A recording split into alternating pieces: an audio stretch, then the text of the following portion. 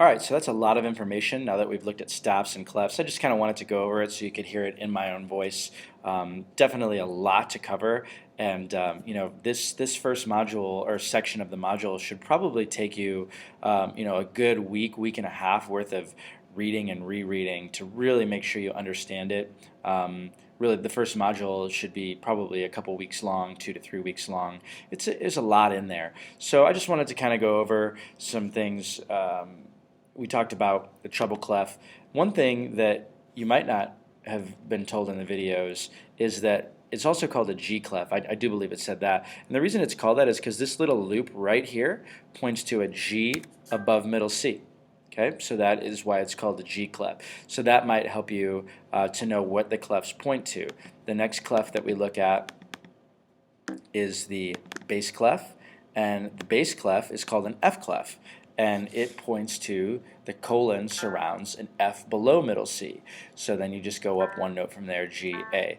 The other clef, obviously the C clefs, the alto and the tenor clefs, as you're aware, those both point to middle C, which again makes that easy. So, because it points to C, and then you count up and down from there. Now, I would try to avoid thinking of it as like, oh, it's the same as this, but just down a note or up a note. Try to learn all the clefs independently and use the lines and spaces to help. So, I'm going to go back to bass clef here, and if we had to figure out what a note was in bass clef, so follow my marker here, and it was, whoops, I'm sorry, the marker went to a weird spot.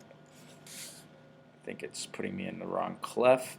Forgive me as I work through this. All right, now we should be in good shape. Bass clef.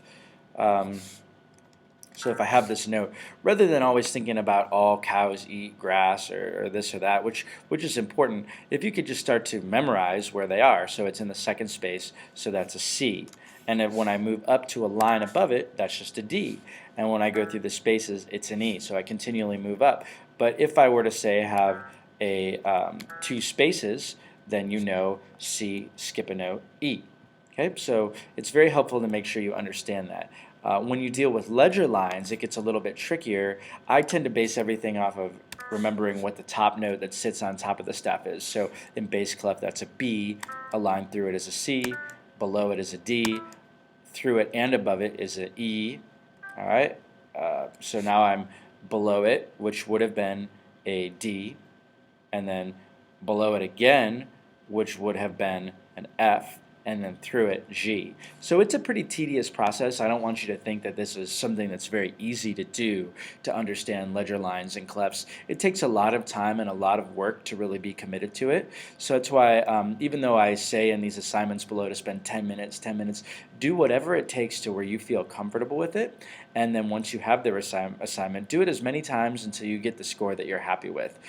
It's really important that a musician be able to look at a score and understand treble clef and bass clef, and even tenor clef and alto clef, because you're going to run into those clefs if you're looking at an orchestral score. So I hope that helps give you a little bit more information on ledger lines and the clefs. And just wanted to reassure you that this is not an easy thing. We're learning how to speak a new language, so to speak, and it's important that you take the time to really feel comfortable in each of those clefs.